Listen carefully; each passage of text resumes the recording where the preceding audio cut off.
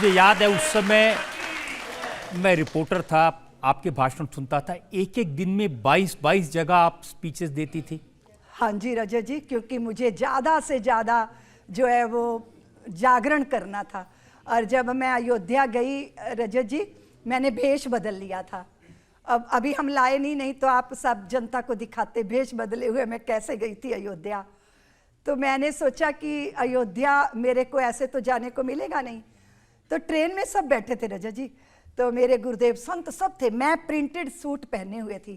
तो सारे लोग कहते थे अरे मंदिर वंदिर नहीं बनना, ये सब राजनीति है। तो मैं ना इसलिए कि मैं पकड़ी ना जाऊं, पुलिस मेरे पे शक ना करे, तो मैं मंदिर का विरोध कर रही थी। मैंने कहा ये सब पॉलिटिक्स है, कभी मंदिर नहीं बनेगा। इतने में रजत जी पीछे से एक आदमी खड़ा हुआ मेरे सामने, ट्रेन की बात बता रही हूँ। तो वो कहता है आप हिंदुओं की लड़की हैं। मैंने कहा तुम्हें कोई शक है? बोले नहीं नहीं, तुम्हारे दिमाग में भूसा भरा हुआ है, तुम जन्मभूमि का विरोध कर रही हो। बोले तुम्हें अगर अपना दिमाग ठीक करना है ना तो साध्वी ऋतंबरा का भाषण सुन लेना, तुम्हारी बुद्धि की खिड़कियां खुल जाएंगी। और आप सोच सकते हो कि कैसे मेरे हृदय में हुआ होगा। लेकिन उसके बाद क्या हुआ कि मैं स्टेशन से तो सुरक्षित निकल गई, पुलिस ने मुझे नहीं पहचाना। आगे चल के मुझे लगा कि मैं अपना भेष पहन लूं। मैं अपने थाले में 3-4 जोड़ी कपड़े रखती थी रजत जी, जैसे प्रिंटेड साड़ी है, काले रंग का तांत्रिकों वाला चोला है, सलवार सूट है, पैंट शर्ट है, ये सब मैं रखती थी। बड़े बड़े गोगल लगा के कई बार निकल जाती थी। तो हुआ क्या कि यहाँ पे भी मेरे साथी ऐसे बैठे हैं जिनके घर में पुलिस ने मुझे घेर लिया रजत जी, और मेरे लंबे लंबे बाल थे। मैंने वो सारे बाल काट के एक मॉडर्न लड़की बन के मैं वहाँ से निकल गई। पुलिस शाम तक इनके घर को घेरे रही और सब साक्षी हैं उस बात के। फिर हुआ क्या रजत जी, जब मैंने अपना भेष पहना, मैं वहाँ से बाहर निकली तो पुलिस ने मुझे घेर लिया। बोले ऋतंबरा आप गिरफ्तार हो गई। रजत जी वो जो दरोगा था ना, इतना मोटा थुल उसका पेट। मैंने सोचा अब मैं गिरफ्तार तो हो ही गई, पर मैंने जागरण करना है। कानपुर की बात है, मैं एक चबूतरे का खंबा पकड़ के खड़ी हो गई, उस पे चढ़ के जय श्री राम जय श्री राम। मुझे देखते ही रजत जी सारी मार्केट बंद हो गई, लोगों ने शटर डाउन कर लिए और सारी वहां जय श्री राम के घोष लगने लगे। मैंने दौड़ लगाई, वो दरोगा मुझे पकड़ने के लिए पीछे पीछे। मैं कभी गली में जाऊं, कभी सड़क पे आऊं, 1.5 घंटा रजत जी मैंने उसको इतना चकाया। बाद में वो मुझे कहते कि आप गिरफ्तार हो गई। मैंने कहा महिला पुलिस बुलाओ। अब महिला पुलिस आने में टाइम लगेगा। फिर महिला पुलिस आई रजत जी, उसके बाद वो कहते हैं जी आप बैठो। इस झोंगा टाइप की गाड़ी थी। मैंने कहा रजत जी उसको मैं झोंगे में नहीं बैठूंगी, मेरे लिए एम्बेसडर गाड़ी लाओ। मैं कोशिश कर रही थी, 2-2 ढाई घंटे मैंने ऐसे पुलिस को छका के रजत जी जागरण किया। बस एक ही भाव था कि राम जी करा रहे हैं, राम जी का काम है, राम जी के काम में काहे का विराम है। जिंदा रहे तो जग जीवन ललाम है, मर भी गए तो रहने को स्वर्ग धाम है। हमको तो काम बस राम जी के काम से, और राम जी का मंदिर बनेगा धूमधाम। आपने इतना कुछ सहा, इसीलिए आपके चेहरे पर इतनी प्रसन्नता है भगवान राम का मंदिर बनने की। मुझे ध्यान है एक बार तो आप स्टेज से कूद के भाग गई थी, पुलिस आपको ढूंढती रही। हाँ जी, वो नागपुर की बात है रजत जी। मेरा भाषण हुआ और उस समय मुझे टाइफाइड था रजत जी, 104 बुखार था। और मैं भाषण दिया, पसीना आया, बुखार तो उतर ही गया होगा। लेकिन कार्यकर्ताओं ने कहा कि साध्वी आपको गिरफ्तारी की तैयारी है। मैं मंच से पीछे कूद गई। मेरे साथ मेरी गुरु बहन थी रजत जी, वो साक्षी चेतना, वो मेरी लक्ष्मण, मैं उनका राम। अब हुआ क्या कि हम एक आरा मशीन में छुप गए, जहाँ पे लकड़ी का वो होता है कारखाना, फूस के बोरों के बीच में। हम सर्दियों की रात में रजत जी सारी रात मैं और साक्षी दीदी वहाँ बैठे रहे। और फिर वहाँ से मैं सुबह 3:30 बजे निकली। हमने नागपुर स्टेशन नहीं गए, पास के किसी छोटे स्टेशन पे जाके हमने रजत जी ट्रेन पकड़ी। फिर हमने वहाँ से एक एक्सप्रेस ट्रेन पकड़ के एक महिला डिब्बे में मैंने भेष बदला हुआ था। तो रजत जी अब इतनी लंबी यात्रा में वॉशरूम तो जाएंगे ही ना। जैसे ही मैं कुप्पे से बाहर निकली तो पीछे से किसी ने कहा साध्वी जी। तो मैं एकदम डर गई कि मुझे तो किसी ने पहचान लिया। तो मैं लौट के फिर वो महिला कुप्पे में आ गई। तो वो व्यक्ति ना बार बार ऐसे दरवाजा खटखटाने लगा।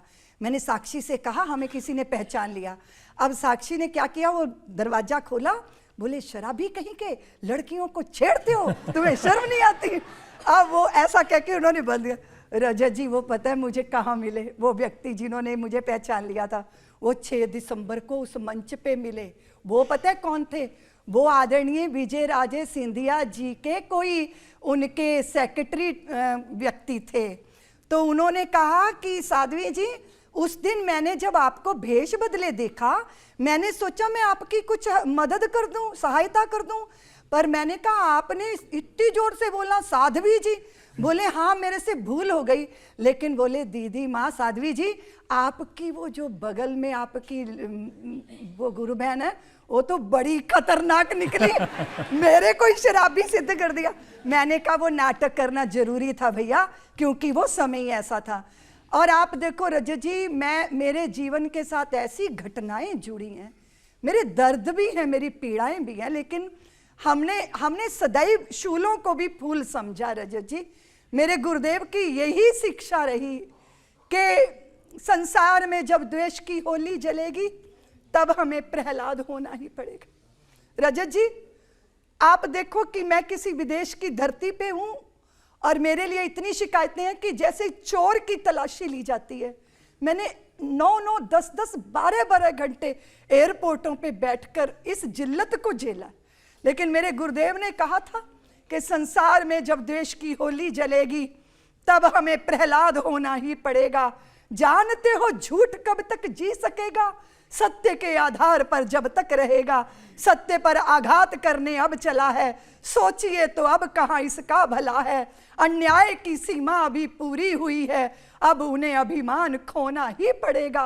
रात दिन लड़ते सदा लड़ते रहेंगे, सज्जन के पीछे दुष्ट पड़ते रहेंगे। कोई रात को अच्छा कोई दिन को कहेंगे, देख तो ले कौन किससे क्या कहेंगे।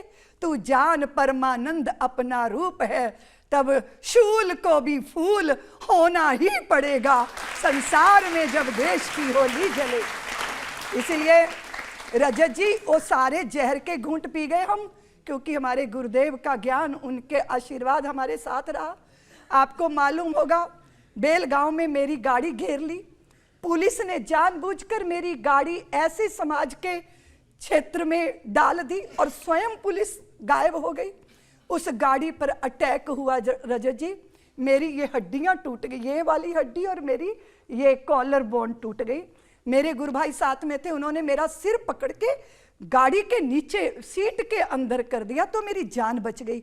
ये जो कार के शीशे जब टूटे वो सब मेरी आंखों में भर गए। वो रात इतनी बुरी थी रजत जी, जहां कहीं वो ड्राइवर की समझदारी थी, आगे पत्थर रख के गाड़ी को रोकने की व्यवस्था थी। वो रात इतनी भयंकर थी रजत जी, जंगल जंगल जंगल, जिधर हम जाते थे तथा कथित वो शांति दूत जिनको कहते हैं, उनकी टोलियां जगह जगह। मेरे को फर्स्ट एड नहीं मिल रही थी, रक्त बह रहा था। मैं ये सारी व्यवस्थाओं में से, आप जानते हो राम जी जिसके सहायक हो, रघुनाथ जिसके हृदय में हो, उसका बाल बांका कौन कर सकता है। लेकिन रजत जी मुझे उन चोटों की इतना दर्द नहीं हुआ।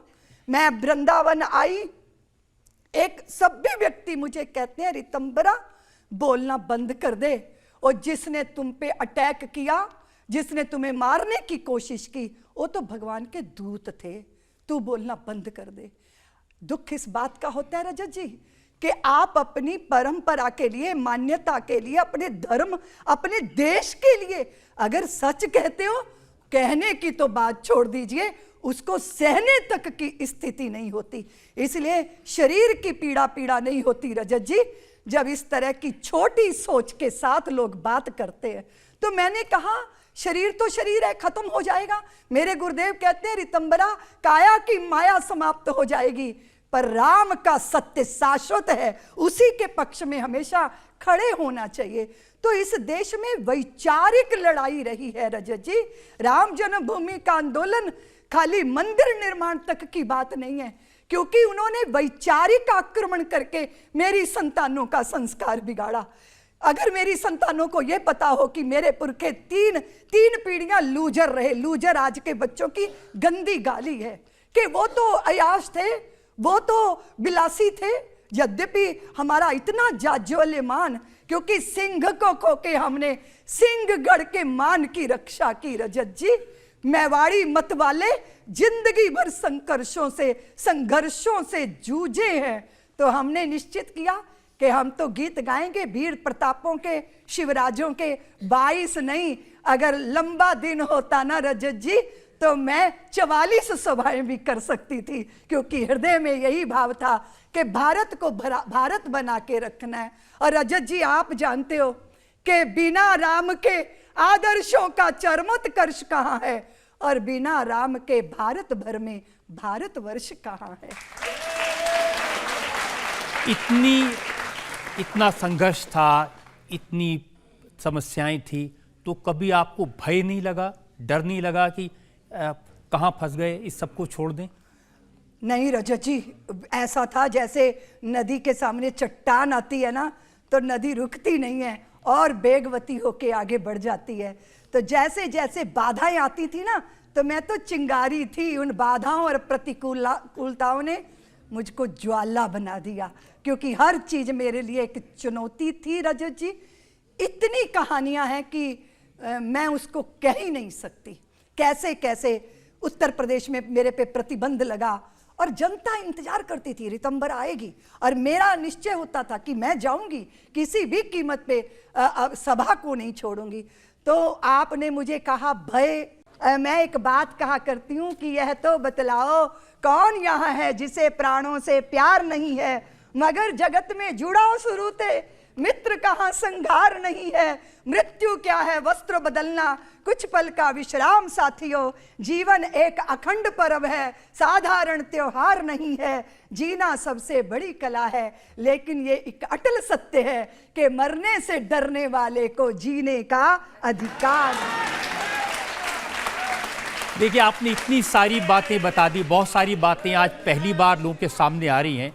तो एक चीज़ और पहली बार बता दीजिए, आजकल एक वीडियो आपका बहुत वायरल हो रहा है जिसमें आप कह रही हैं कि ढांचा तो टूटेगा। तो आपको पता था, ये पूरा प्लान पहले से था? रजत जी, प्लान तो नहीं था, नियति के द्वारा निश्चित कई योजना थी। वो पराभवी युग का प्रतीक था रजत जी। वो बिल्कुल ऐसा था जैसे किसी के पिता की हत्या कर दो और फिर उसकी लाश को चौराहे पे टांग के रोज उसके जूते मारो। वो हमारे स्वाभिमानों को चुनौती देता था। और उस खंडहर ढांचे के लिए उत्तर प्रदेश की सरकार ने मेरे निहत्थे कार सेवकों के रक्त से हाथ धोए थे, सरयू के जल को रक्त से लाल कर दिया। दो भाई और जाने कितने कार सेवक जिंदा उनको आग में झोंका गया।